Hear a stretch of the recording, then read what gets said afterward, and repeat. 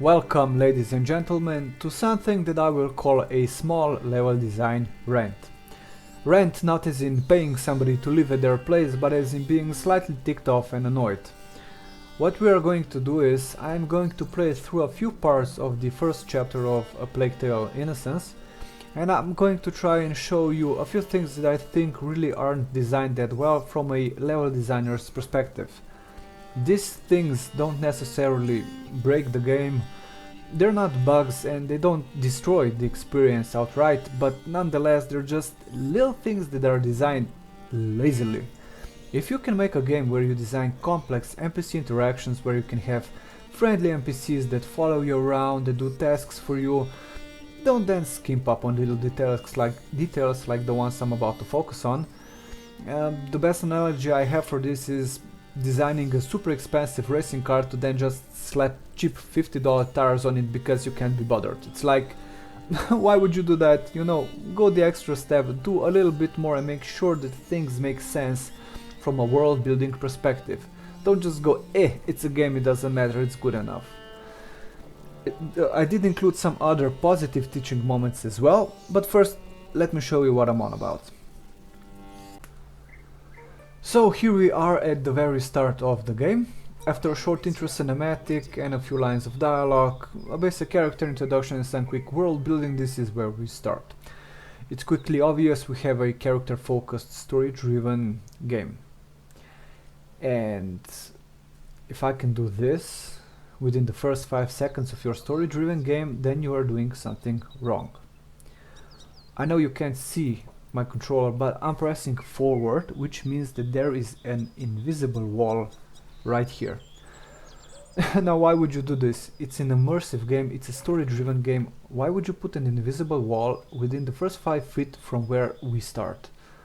It's also easily fixable, you know, just take this fence, rotate it around 90 degrees left, right, whichever way your camera is facing in your scene view, and just plop it down on the ground. Now the setting will make sense.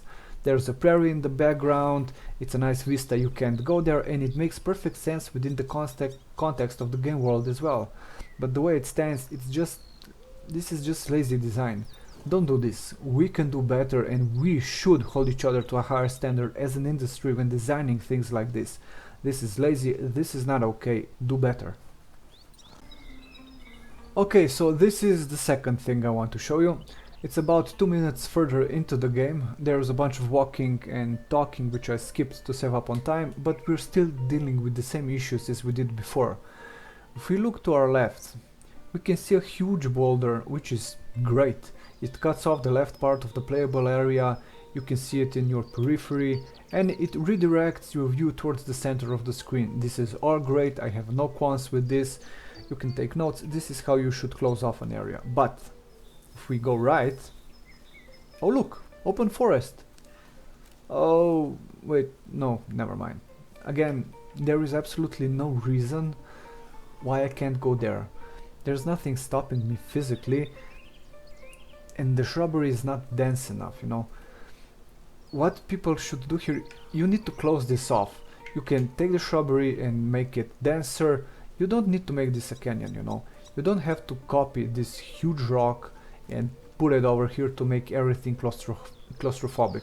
All you need to do is, I don't know, maybe make a small hill over here, or a mound and make it slippery, so if you go up there you just slide back down, or make a small hill and put a few rocks on top that you can't climb over, or like I said, simply take the shrubbery and make it denser. There's absolutely no reason whatsoever for the player not to be able to go there. So again, in my opinion, this is just lazy design. If you want to have an open area such as this, make sure the player can explore it. And if you don't want the player to explore it, or if you just want a more linear and compact path, that's fine too, but close it off better than this, you know. This is really completely unnecessary. It takes away from the immersion and it reflects badly on the game. This is a real shame. So this is the next part. Now, a good thing to know as a designer is that there are several types of players. Personally, I'm an explorer, I've always been one. I like walking around the game world, I like sticking my nose in everything. I wanna see, hey, what's behind this rock, what's behind that rock, what's behind this tree, etc. So I always go around the entire playable area and explore. What can I do? What can I see? Where can I go? Where can't I go? I never ever just follow the designated path blindly, and loads of other players don't either. So if we veer off to the right here, we come to this. Now this log tells me two things. One, I'm going to be able to go under here sooner or later, and two, there's no reason for me not to be able to go under there right now. I didn't know what was going to happen the first time around I played this, but I was sure that something was going to happen. Either somebody's going to come up here, maybe something's going to happen with the dog, maybe something is going to happen with the father. I didn't know, I just knew that something was going to happen. So what happens is you take the rocks, you shoot at the apples, the dog starts growling and runs down the hill. Now, instead of having this open, why not take these rocks, or maybe just some wooden branches, and stick them under this log? That way you can have a nice sequence after the apples are shot and the dog starts running. He hits the objects that are stacked here, dislodges them, we get a few physics objects that roll down the hill, we add movement to the level, we add some particle effects and another sound cue where the players need to go besides the dog running. It would make the entire setup more grounded in reality, more believable and a bit more alive. So again, please don't just arbitrarily cut off the player, try and justify your designs with the assets and the mechanics you have available. I've run out of rocks. So in order to not just complain this entire video, I'm also going to show you a few things that are done extremely well and that are also great teaching moments. This here is the introduction and tutorial for the sneaking mechanic. Notice that you can only go forward, and notice how the entire scene is framed. You have two trees, one to the right, one to the left, and then you have a field of flowers right in front of you that you basically cannot miss. And that's correct, because the game wants you to go into the flowers. You can also notice that the flowers are white and that they're much lighter in color than anything else. And that's because they're part of the gameplay mechanic and are color coded, so they stand out from the surrounding visual elements. This helps players immensely with subconscious guidance, and you can find color coded assets in pretty much all modern mainstream games. So you can also test things out. If I go out here, the boar is going to see me and he's going to run away. Also important to notice is that level progression is actually blocked with this sequence. If I scare the boar again, it's just going to run away again. And we can do this forever. So until I figure out that I need to sneak up on him by hiding in these flowers, this tutorial sequence will not conclude. So this is a great thing to remember too. If you want to make sure your players learn something really important for the game, like an important mechanic, put them in a situation where they cannot progress further until they master the mechanic you want them to learn. The other thing I want to show you is how to cut off player properly and how to prevent players from backtracking properly. So there was a small cutscene before, the character slid down this muddy embankment, and now we cannot go back because it's slippery. The character just stops, and this is fine because it makes sense both within the context of the game world as well as making sense from reality's perspective. If something is really slippery, you're not going to climb it unless absolutely necessary. So this is one technique with which you can cut off a player properly. So in level design, this is called a valve because you can go one way, so down, but you can go back, you can't go the other way. But we also have gates. Those are temporary restrictions that cut you off for a while. For instance, during a fight, when you can enter an area, can't go out until you clear it, and after you clear it out you can backtrack. That's called a gate. So a valve is one-way street, a gate is two-way street. So immediately after that we have another thing that is not designed very well. So you can see you can go to the left here. There's a light white decal where you can climb onto the rock. That's another mechanic that is color coded so it stands out from the environment. That's great. But then we can go to the right, and if we do that, this is what happens. Oh no, it's sinking there. Okay, so the more cautious players are going to say, okay, I'm probably going to die, I don't want to reload and go back to the checkpoint, I'm just gonna go the other way. So you turn around, go the other way, and try to explore. It's bleeding. Must have found it. And sooner or later you come here and you say, oh, okay, mud, so I can't go here either. It's mud, I'll fall in, and then I'll sink, and then I'll die. So, what players might do here is they might get stuck because they will start walking around in a loop, desperately trying to find some alternative way, or trying to find a plank or some object, you know, to cover this muddy puddle with, so that they can walk over it. But in reality, you can simply walk over this without any issues.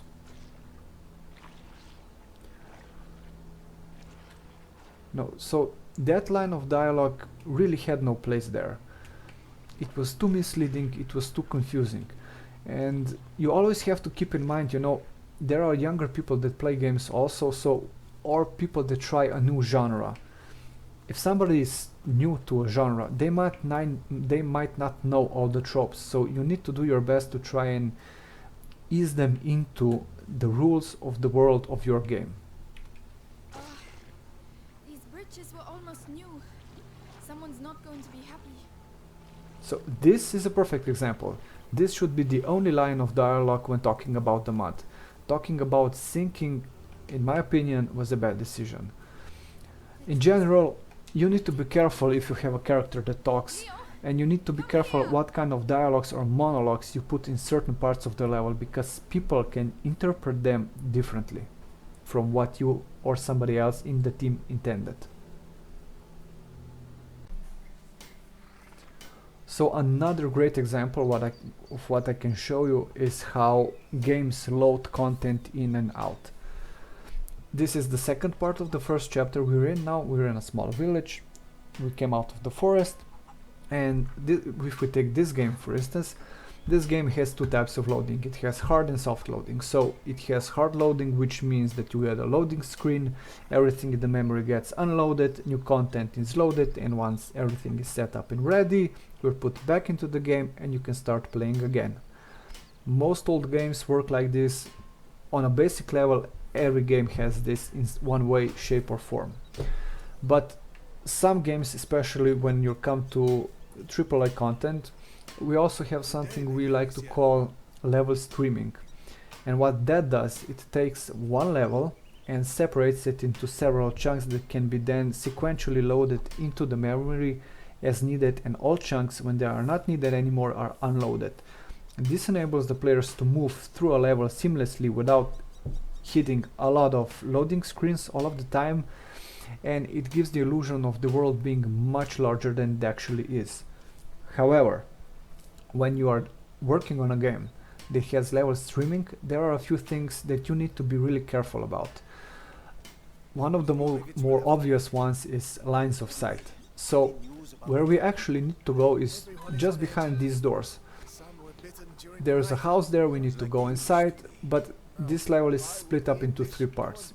This part, with all the characters, all of their animations, all of the assets, all the particle effects, all of the textures, the materials, all of the sound files, all of the dialogues, this is one part of the level. Now, this wall runs from that house to the church, and then we go here. This is one part. The church, I reckon, is also part of the same level. Whoops. And then as we move here, we come to the second part of the level, and you can see that this wall is high and it splits this entire courtyard in two for seemingly an arbitrary reason, but from a technical standpoint, this is a great way to split a level and to make sure that you can load and unload several chunks. So the first part is one chunk of the level, the courtyard we're in right now is the second chunk of the level, and the house we're going to go into is the third part of the level. So right now be in a good We're mood. going here. And you can usually spot transition areas in games, you know, because the lighting might change a little bit, or maybe the post-process effect on the screen might change a little bit, or something, or the game might stutter just a tiny little bit. You can be um, you can try and see here as we close the door, the entire scene is going to get a little bit darker, and the colors, especially orange, are going to get much more pronounced. Also, if you can see right now, if we look at the wall, we can see that there's trees behind, but as we go in, animation plays, and there. Animation plays, we have a we have a slightly darker interior, the colors are more pronounced, there's more orange, and if we look through the window here, let me just aim this up, if you look at the door and the wall, you can see that behind there's just a picture now. There used to be trees, actual meshes, but now there's just a picture. This is the most rudimentary example I could find right now at the start of this game, but if this is something new and you haven't come across it, this is a great example to show you how level streaming works. You take a level, you split it into several chunks, you reroute the player so that they can see from one chunk to the other, and then you just use either small animations or small story bits to mask the loading process. The next thing I want to talk about is reinforcing game mechanics that were already taught to the player. Just because you showed something to the player and just because they successfully completed a tutorial for a mechanic, that does not mean that they will remember it, especially if they haven't had a chance to practice it in-game or in a long time. That's why it's really prudent and important to reinforce what was taught by either posing another challenge, using the same mechanic, by introducing a challenge that puts a twist on the mechanic, or something similar. Super Mario, for instance, is really good at that. But how this game does it is also great. So a character re-emerges, the avatar's mother, and you follow her, and here she says, go into the flowers. Everywhere. Trust me. Through the grass, they won't be able to see us. Wait, Mommy. Shh. Okay, she said the grass instead of flowers, but it's the same principle. So as you can see, we're using the same assets as before, the same tall white flowers. We can follow the character around, the guards won't see us, and this will help reinforce the thing we were already taught with the board sequencing, that is, flowers, these white high flowers are good for hiding. It's good to do this kind of reinforcement with more or less every game mechanic, at least at the start of the game, to make sure that the players really understand and know how to play the game properly. So the next and last thing I want to talk about is setting up patrol paths so that they make sense. This one in particular is just not done very well for two reasons. Reason number one is again another invisible wall. So if we go here over the wall and then here, the character just stops. There's no actual reason why she stopped, other than the designers wouldn't let me go here, and this could have been solved in a lot of different ways. So for instance, if you really want to have the guard patrol here, which is something that we're going to get into in a little bit, you can still let the player go through there. If we stray too often, then maybe the kid says something like, hey, where are you going? Maybe the guard fights them by happenstance, the guard gets alerted, and then it's game over and you need to try again. Maybe even you can let the player go on, but then there's some obstacle that you put there that the players can't open themselves, something that they can't go over, under, across, something that forces you to get the kid because you need his help, so you have to go back. Again, if there's nothing stopping me physically from going there, I'm going to want to go there, and if you don't want me to go there as a designer, it's your job to try and figure out how to make that happen without setting up some arbitrary obstacles that players can't even see. Again, in my personal opinion, this is just lazy design. But secondly, personally, I also don't like the way that this guard is positioned. So why? Because guards usually patrol the path that is the most important, so it doesn't make much sense for him to be here. Plus, when you start at the other side of the wall, he starts on your left, so it's not really that easy to see him right away. So, what would be better? Well, it would be better to place the guard inside this house. Mother and Hugo need time to get through. Just a second. Okay, it would be better to place the guard inside this house. Have him patrol the length of the house, or rather the stable. And what you could do is close off this wall, put a white decal on it so you know you will climb over it at some point in the future. You have the guard patrolling left and right, and then you have to time your movements so that you go over this wall, here into the flowers, wait for the guard again to go there, and this wall is closed. We would remove this wall and a part of this wall to make a path out, and then you throw the pot, let's say here. And when you throw the pot, or there, and when you throw the pot, the guard says, "Hey, who's there?" He runs out, starts investigating, and when he's there and investigates, I need to call them now. that's when you call the characters and they come back to you. Quickly, quickly. Come quickly. Yes, yes. Well done. This would also serve another purpose, and the purpose is that as you're standing there, you can see the guard walking in here, so it's much easier to try and figure out where you need to go, because it's like a beacon, it's drawing you in. So again, I would close off this wall, open the wall, the two walls straight ahead, and have the guard patrolling here.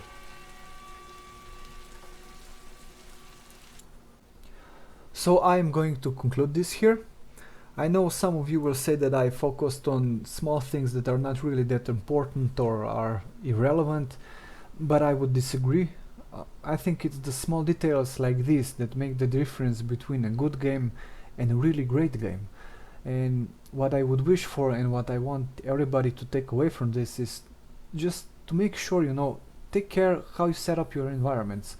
Make sure you take care in setting up your collisions and your level boundaries. So just because you can put up an invisible wall that nobody can see and stop the player that way, that does not mean it's the best thing you can do, and I'm pretty sure it's not the most creative thing you can do.